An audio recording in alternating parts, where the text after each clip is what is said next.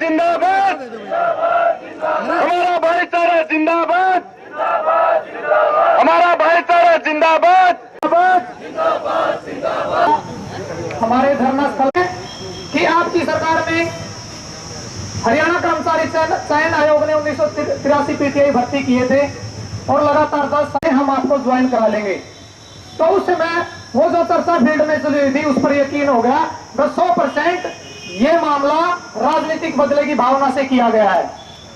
वो दुष्यंत चौटाला जिसने अपनी राजनीतिक बिसात बिछाई और अपने परिवार में एक महाभारत रचा और उस महाभारत में वो अपने आप को पांडु सिद्ध करने में कामयाब रहा। और दोस्तों, महाभारत काल में भी आम जनता की ये 1983 पीटीआई अध्यापक जो धरने पर बैठने को मजबूर हैं, इनकी मांग पुनर्बहाली की संपूर्ण तौर से जायज है। खट्टर साहब और दुष्यंत चौटाला जी एक षड्यंत्रकारी नीति के तहत इनको नौकरी पर वापस लेने से इनकार कर रहे हैं। सुप्रीम कोर्ट का निर्णय इनके खिलाफ आया है, ये सही है, पर सुप्रीम कोर्ट ने बिल्कुल भी ये नहीं कहा कि किसी प्रकार से पूरी सिलेक्शन प्रक्रिया में कोई मेलाफिडे यानी कोई भ्रष्टाचार या घोटाला है। सुप्रीम कोर्ट ने किसी पीटीआई अध्यापक को किसी अनियमितता का दोषी नहीं बताया है। केवल प्रक्रिया के अंदर अनियमितता पाई गई जिस वजह से ये निर्णय आया। और उस निर्णय में भी खट्टर साहब की सरकार का एक षड्यंत्र था, क्योंकि उन्होंने ये नहीं बताया कि पीटीआई का काडर ही समाप्त हो गया है और पीटीआई का 33% प्रमोशन काडर टू टीजीटी भी समाप्त हो गया है। शायद ये दोनों पहलू उनके समक्ष रखकर मानवीय तौर से अगर अपील की जाती तो सुप्रीम कोर्ट इनकी नियुक्ति को खारिज ही ना करती।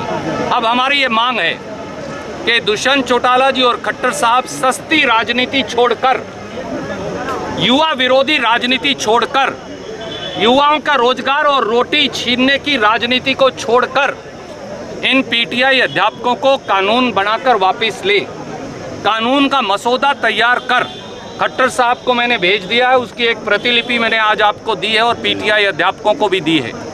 ये कानून पारित कर दे, सुप्रीम कोर्ट का निर्णय इनकी नियुक्ति में कोई आड़ नहीं रह जाएगा। सच्चाई ये है कि खट्टर साहब और दुष्यंत चौटाला जी की भाजपा जजपा सरकार युवा विरोधी है।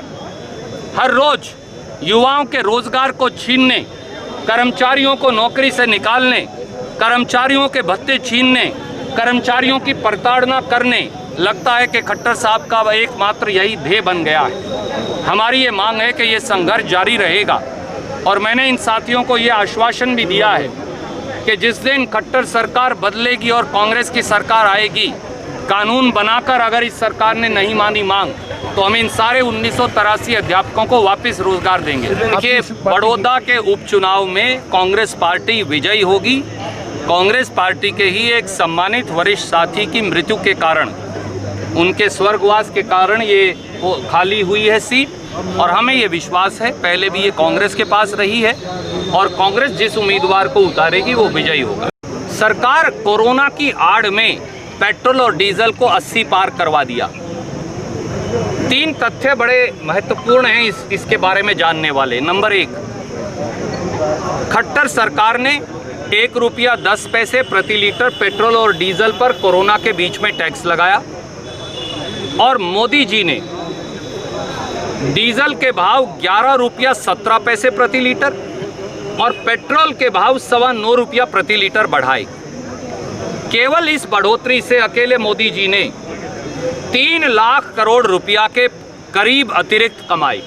खट्टर साहब ने जो पैसा जोड़ा वो अलग है। दूसरी बात, 2014 मई से आज तक नरेंद्र मोदी जी ने डीजल और पेट्रोल पर जो शुल्क है केंद्रीय, वो 820% डीजल पर और 248% पेट्रोल पर बढ़ा 18 लाख करोड़ जनता की जेब से निकाले। ये अपने आप में अमानवीय है और सरकार को ये वापस लेना चाहिए। बहुत जल्द एक व्यापक और बड़ा जन आंदोलन कोरोना की प्रतिबंध खुलते ही कांग्रेस पार्टी तैयार करेगी। प्रधानमंत्री मोदी जी चीन से आंख में आंख डालकर बात कब करेंगे? प्रधानमंत्री मोदी जी चीन को लाल आंख कब दिखाएंगे? प्रधानमंत्री मोदी जी का 56 इंची सीना चीन को कब नजर आएगा? प्रधानमंत्री मोदी जी पेंगोंग सो लेक इलाके में फिंगर 4 से फिंगर 8 के बीच जो लगभग 50 किलोमीटर पर चीन ने कब्जा किया है, उसे कब छुड़वाएंगे?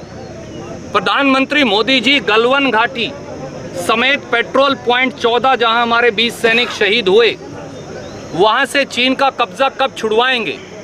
प्रधानमंत्री मोदी जी हॉट स्प्रिंग्स लद्दाख से चीन का कब्जा कब छुड़वाएंगे?